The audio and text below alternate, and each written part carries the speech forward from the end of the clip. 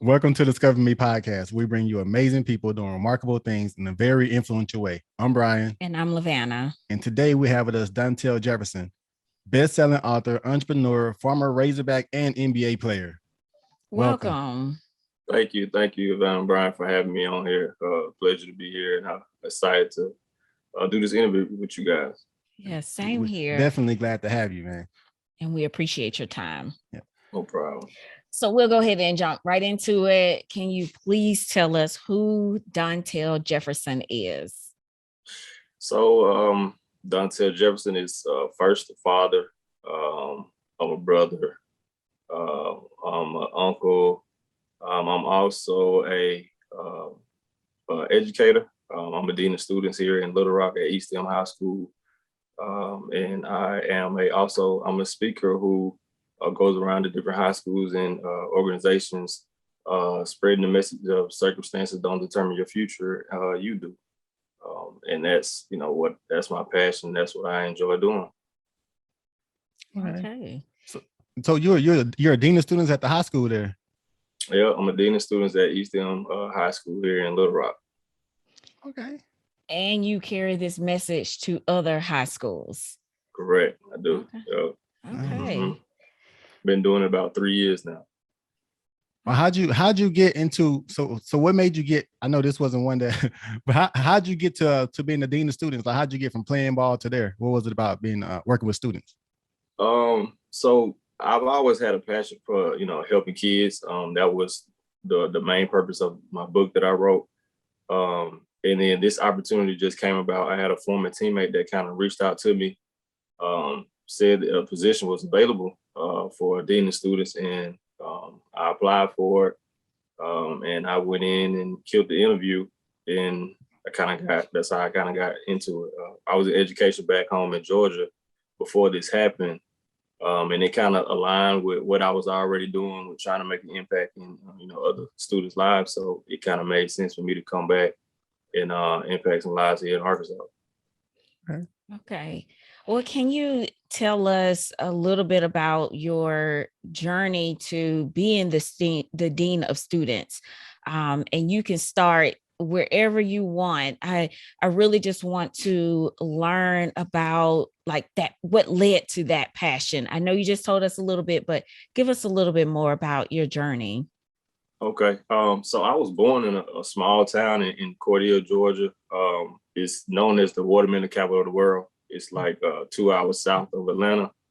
Not a lot of opportunities. Real property levels, pretty low. My mom had this, grand idea to kind of get me out of there at an early age. And so I think I moved to Atlanta around like 4th grade. And it was, from that, it was kind of where she exposed me to a lot more different things.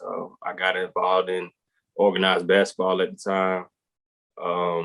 And then once I got into high school, I went basketball full time. I quit playing football. My high school was fairly new, didn't really have a lot of notoriety, things like that. Team wasn't very good at all. And I was able to attain a scholarship to a junior college. And that was really my only scholarship offer that I had at all. I went to that junior college, played 2 years, and I did well enough where I had scholarship offers from other schools, and I chose University of Arkansas. That was my only visit that I took. I knew right then and there at my visit that that was where I wanted to be. Fast forward, I played 2 years at Arkansas, didn't get drafted. I didn't enter the draft. And from there, I entered the D League at the time. It's the G League now. I won a championship my first year. I go back to the D League. I won a championship after I leave during the middle of the season when I go overseas. And then my 3rd year, I was able to obtain a call up to the Charlotte Bobcats. Okay. So I had a little minute in the NBA, and then I got injured. I sat out 2 years per se. And then, we in this thing of using social media, right? I ended up posting a video of a highlight tape on Facebook in a free agent group. And it was from like that video is where I ended up finishing out my career. Prior to that, I was cut didn't have a job, just trying to figure out what I was going to do, contemplate retiring. You know, I was able to attain a job in Libya. Crazy, right? Yes. Took that job, and then, you know, I finished up in Qatar in Saudi Arabia. So in the midst of all of those things, when I didn't know what I was going to do, I had the idea of writing a book. 3 years later, one of my best friends from high school wrote a book and then mentioned to me about writing a book. I said, man, I already had this idea in the outline of a book already. So he kind of helped me put my book together, and that's kind of how I came out with my book of how to make it to the NBA. The 100% truth about coming from nowhere, having little to no scholarship, and still make it to the biggest stage in basketball. And then I kind of just went into the speaking industry for a little minute. And then I put it on the back burner for a while, got into education, and this opportunity came up last year, and you know, it made sense for me to come back to Little Rock, come to Little Rock, and now I'm here being a dean of students. Okay. Wow. Yeah. That was a journey to get to the book, but I understand that, you know, like the book probably is not your, well, let me back up a little bit. Tell me the biggest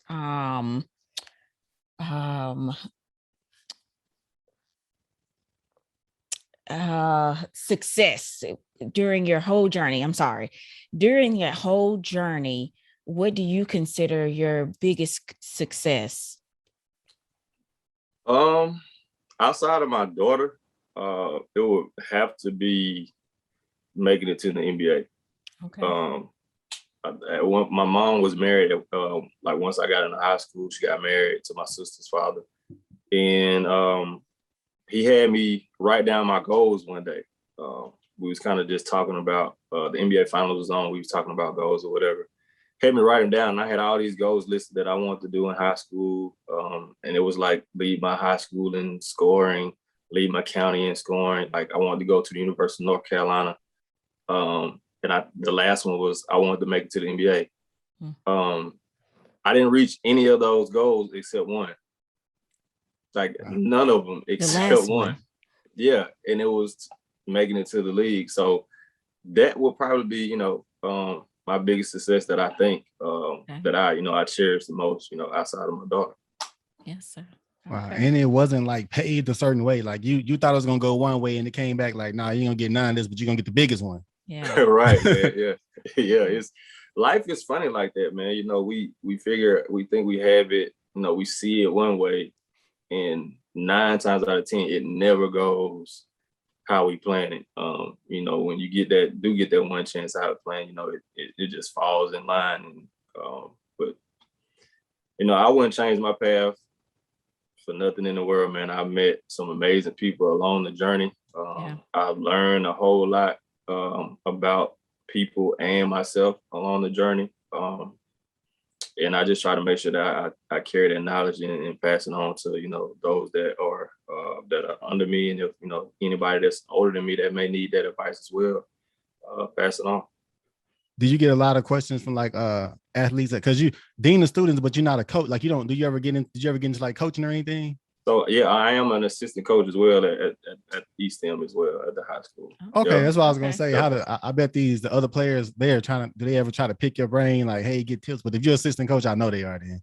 So. Yeah, they actually they come to me often, man. About, you know, how the league is and things like that, you know, and I tell them, but I try to make sure that they have the foundation of, you know, what you need to be doing in high school. You know, what's interesting about the journey is like I never really thought about the league after writing the goal down. Like I never thought about it. It was never on my mind. Coming to college was to get a degree, you know, get my school paid for. Like that was what I was playing basketball for, was get a college degree. And even once I finished at Arkansas, I was doing my 5th year trying to get my degree. I ended up getting an agent, and my thing was, man, I want to go overseas and make some money. And he was like, no. And we're like, what you mean? No, you know what I'm saying? Like, I want to go play basketball and make money. He's like, nah, it's like you're an NBA player. And like, that was the first time I had ever heard somebody say that to me. Mm. And granted, I didn't meet this agent in person until maybe this was July 06. I didn't meet him in person until January 08. Oh, wow. And for somebody to, you know, have that belief in you, have never seen you, just watch film, like that changed the trajectory of how I view basketball. Yeah. And from that point on, it was another level of me taking it that much more serious. And probably, you know, without him speaking that to me, I probably would have never thought to go to the league. And even though I had my best friend get drafted lottery a month prior to that situation, you know what I mean? So it was never really the end goal in college. You know, I was just playing basketball to get my school paid for and get that piece of paper. Oh no, you got it. Oh, I was just gonna go back to you being the dean of students and your book, and just having that opportunity to apply the principles and the concepts that you put in your book to kids very early on, to really be able to physically, because you're there physically, able to give those concepts to the kids. Right. Yeah, that was, you know, another reason why I took the job, actually, because, you know, when you speak, you go speak and you're there for 45 an hour, maybe 2 hours, you know, if you're around the kids, but then you leave. Here I have a direct impact every day for, you know, at school last 6-7 months. And so I have that opportunity to build those relationships, and to me, it's more meaningful because of that lasting impact and being able to, you know, interact with them every day. So that's the part I do enjoy about it. Yeah, I can imagine. Yeah, I can imagine. I can imagine having a coach that played. I think who was it? Ronnie Brewer talked about the same thing. Playing for a coach that played in the NBA, like, right? Because most people never experience that. Like, what I think Ronnie said, like less than 5,000 people ever made it to the NBA, or around like 5,000 people. So I know the percentage of high school is like less than 0.1. Wow. That make it to the league. Yeah. Wow. Yeah. So yeah, it's not that often that you got a NBA player, a former NBA player coaching you. So right. I can only imagine what that's like. So yeah. Okay. Oh, I don't want to hit you. So, but you also got a speaking business. Yeah. So can you tell us a little bit about that? Yeah, it's called Dontell J Speaks. And like I said, I use the principles in my book to drive home my message of circumstances don't determine your future, you do. And it's basically built around having a strong foundation, being able to attack fear and being able to persevere through the storm. I feel like, you know, everybody in life, we're always going to have issues that come up, regardless if it's, you know, a family member not being there, losing your job, mother, dad, somebody gets sick, you know, any and everything that can happen. But what you don't want to do is dwell in it and let it have a snowball effect in your life. And I think, you know, having a strong foundation of whomever your support system is around you, you know, things of that nature, being able to recognize when you have any anxiety, you know, feeling nervous and things like that, and that's normal, but to still push through it. And it may not go well this first month, second month, but if you gradually continue to knock down that door, you know, things will start to open up. And so like, that's what I just try to, you know, talk to the kids about, and just give them some tools and strategies to try to attack that once they, you know, leave high school and go off into life. And hopefully I can, you know, reach one person every time I speak. And if I can do that, you know, I did my job. Yeah. Okay. So you are like you are the speaker that goes there. What, so how does that, so you wrote a book and then you started speaking publicly, or did you speak publicly first and then you write a book, or were they like at the same time? How did that happen? Yeah, so actually I was finishing up my career in Saudi Arabia, and I was finishing a book. And so right when I left Saudi, maybe like a month later, I put out the book. And then I went into speaking that way. One of my good friends in Atlanta, he has a training business named Brad Martin. He invited me to speak at his senior showcase. I went to it. I spoke. He allowed me to sell my books and things like that. So that was like my first little gig that I did. And then from there, I joined the coaching program, and then I just continued to get better at it. Built out me a website. My website is DontellJefferson.com. And so, I just tried to kind of build on everything that I've done when I first started the business. And so being in the school directly, like, it gives me that much more content and things that I can learn directly from the students in the building, and then how I can apply it to, other aspects of my business. So it's definitely been a journey. Like, it hasn't been easy. Like, nobody told me that I needed a different network because all I knew was basketball. So now I have to, meet educators and things like that make those decisions to bring you to those schools. So it just, it was a learning curve, but I'm still at it. Yeah. And you're in the right spot because you're working in the school system versus trying to get in and not knowing anything about how it works or knowing the people. So it's like all the pieces falling together. That's what's up. I would say funny, man, because you said that you had the book written or you had an outline, but you didn't release it yet. And then you became a #1 bestseller like that. Is there anything you ever saw coming, or did it just catch you by surprise? No, man. When my best friend brought it to me, I had never thought about being a bestseller or anything. Like, I just wanted to put it out for athletes per se, right? Because in my mind, like, we were in this phase of one and dones. And I was like, well, I want to tell my story for the kids that, not necessarily like they didn't get recruited heavily. They may not get a Division I offer. And there's different ways to still get to the league. Now, this way is not, it's not the, we're in this world, this society of, instant gratification. I want it right now. Now, there's got to be a lot of patience to go along with some of this. And I think, with my journey, that's what I was trying to teach in my book. So it was, I didn't see it, man. He mentioned it to me, and I was like, man, like, I don't care about that. Like, whatever. Like, if it happens, cool. And we put it out, and I got the photo where he called me and on FaceTime, and when he told me it hit #1, and like, he screenshot my face and everything. So like, it was a dope feeling. Like, I remember it all, man. I was at a gas station. My daughter was in the truck with me. Like, it was crazy. It was crazy. Wow. An accomplishment, and congratulations on being one of the bestsellers. Thank you. Well, definitely. So we do have a part of the show where we like to play a game called Quick Six. Okay. And we ask you 6 questions, and you answer with the first thing that comes to mind. All right. So go ahead. Car or truck? Truck. Cash or credit? Credit. Airbnb or hotel? Ooh.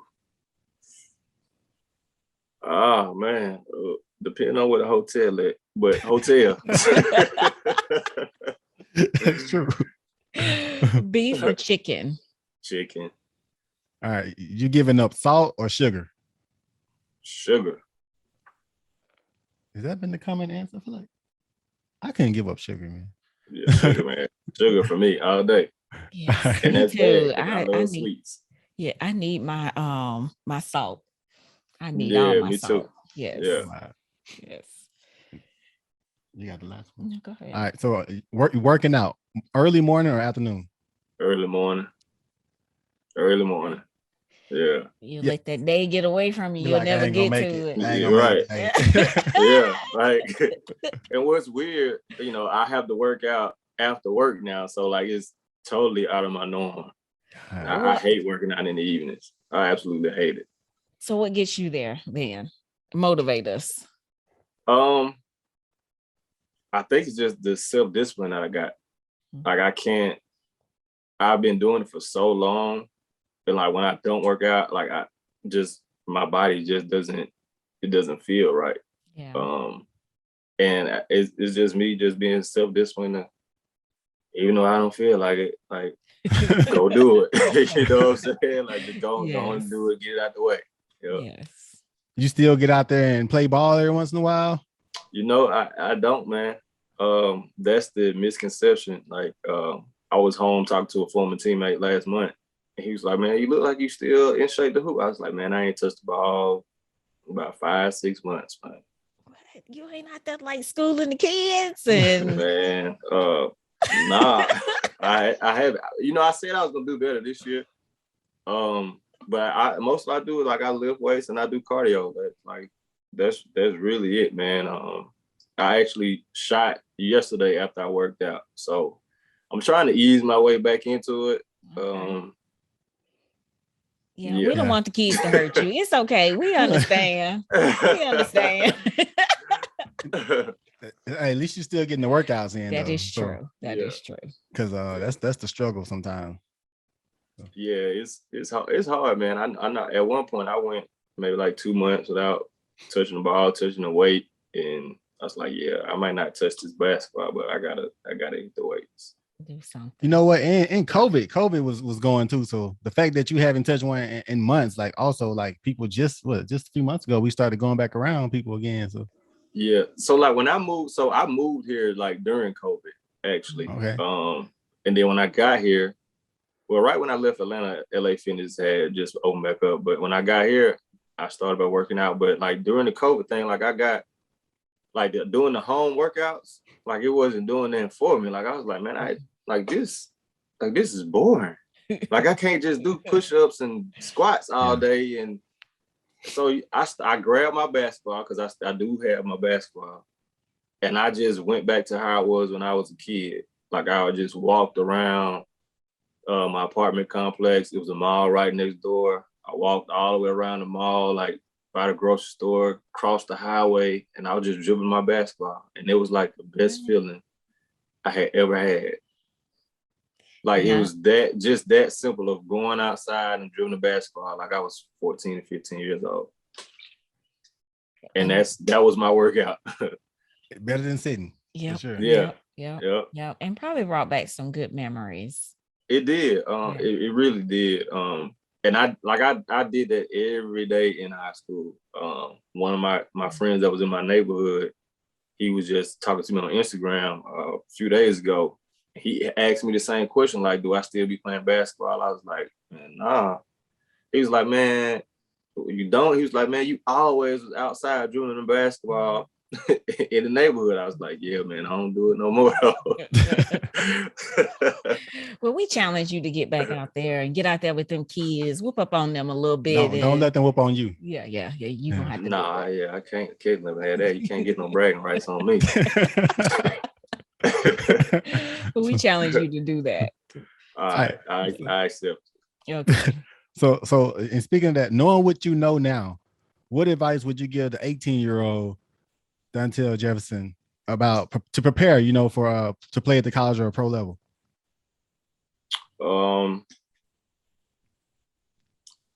Based on my experience, I would say make sure your academics in order first. And this is why I say that. So my grades weren't bad. Like my SAT score wasn't high. And, I'm very aware of how SAT scores affect, students of color, right? Yeah. Majority of the time we don't test well. And so like, I do understand that part. But what happens, like when you're trying to go to a Division I university, you have to meet certain qualifications based on your scores. I didn't meet that what was it? The NCAA, what is that called? I just had my blank. I can't think of it, but you had to meet a certain requirement. I didn't meet that. So when I went to junior college, I had to graduate in order to be eligible to play out of the NCAA Division I program. Had I met that score out of high school, I could have just left after 1 year and just transferred and not have to graduate. So that really cost me the whole 2 summer sessions of, the workouts here at Arkansas. Yeah. And in my mind, like that set me back so far behind. If I would have had 18 weeks of weights, like I believe like my years would have been totally different. So like to me, it would be make sure you got your academic in order. And then understand that everything is not a right now process. Like they all want it right now, and nobody's willing to go in and compete and fight for their minutes and things like that. So that's what I would tell the student athlete. Just the 18-year-old, just student Dontell, decide on what you're going to do as a major early. If major, trade, like whatever it is, if you can figure that out early, the better off you can be going down the line. Yeah, I can see that. Okay. And that's important. The academics portion is important. Sure. Like you already have your talent, your skills, and you can perfect and refine those every day, but you need those academics. And sometimes the academics in the past, what will slow you down in the future. Stop it. I can't even stop it. Yeah. Think about how many times we talk. I know even just for me growing up, some of the players, I've seen some of the players, I talk about people all the time. This is the best shooter I've ever seen in my life. This is the best dribbler I've ever seen, but this person had a C average, right? And couldn't get in. So yeah, and the thing about that, like when you had that C, you got to make a higher score on the SAT and the ACT. Mm-hmm. You know what I mean, to qualify. So that's where it, that thin line is. But I think with today's age, we can create businesses.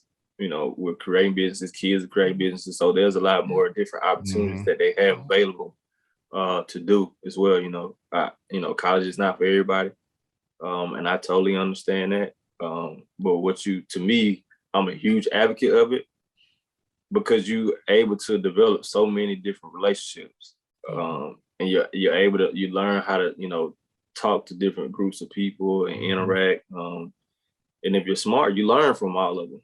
Yeah. And to me, there's nothing else prepares you for life outside of that.